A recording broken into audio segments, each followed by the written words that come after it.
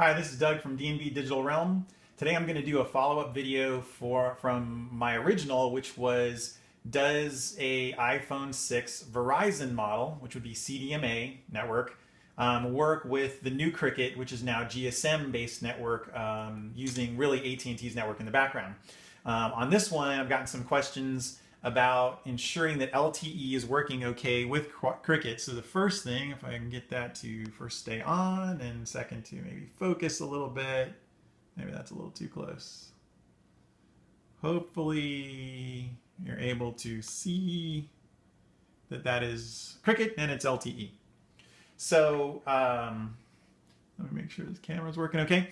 All right, so next, now that we've got Cricket LTE showing, which some people had said they'd had some trouble with that, and again, this is an iPhone 6 model.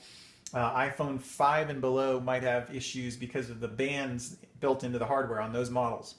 But let's go ahead and run our speed test. We'll go ahead and begin our test. Let's see how things come out.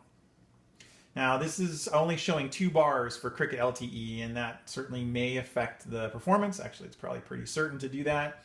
But I have noticed that Cricket is, I've read that AT&T and Cricket are limiting the download speed for their LTE service. And it's pretty much going to be limited at about 8 megabits per second. And we were getting 7 and change here. My upload's actually turning out to be really quite slow today. I'm going to go ahead and run a second test. But the LTE by AT&T network, there's claims that it can move data up to 20 megabits per second download, but you're not going to get that with Cricket. These companies are finding more and more ways to differentiate themselves with the primary carriers, AT&T, for example. And so one way is they're going to bandwidth limit, or some of them are bandwidth limiting the networks for the lower end carriers. So, here we go. We've got 2 tests here. One was around the 8 megabit range. One's more like 4 megabits. 8 megabits, pretty standard for LTE. 4 is a little bit on the low side. That might be headed toward almost 3G speeds. But I get a lot of variance.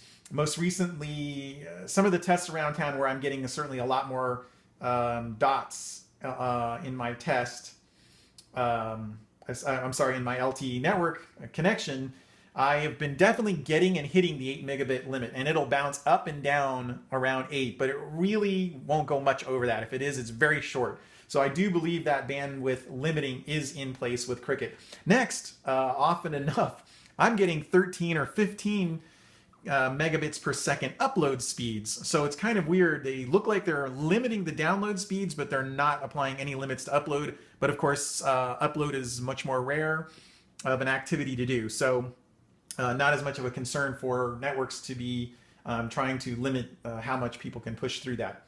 Okay, so you can definitely see today that LTE is working with Cricket. The speeds I'm getting at my house are certainly not great. I definitely do better around town. I am happy with the service. When I watch videos on this phone, it's great. It's fine. When I surf, it's quite good as well. And traveling around, it's been great also. So hopefully hopefully the concerns around any kind of LTE support with Cricket, that addresses them. Okay, sorry, I meant to actually do a follow-up test. I was just ending the other video and I realized I wanted to do a follow-up test, not just with Cricket LTE, but let's go ahead and turn off LTE. And we'll go ahead and turn off LTE and just keep the cellular data. That'll probably take a second. All right, hopefully it'll show we're now getting about 3 bars, dots or bars, what do you want to call them, and just 4G. LTE is no longer on. We'll just go ahead and run a speed test with that and see how that comes out.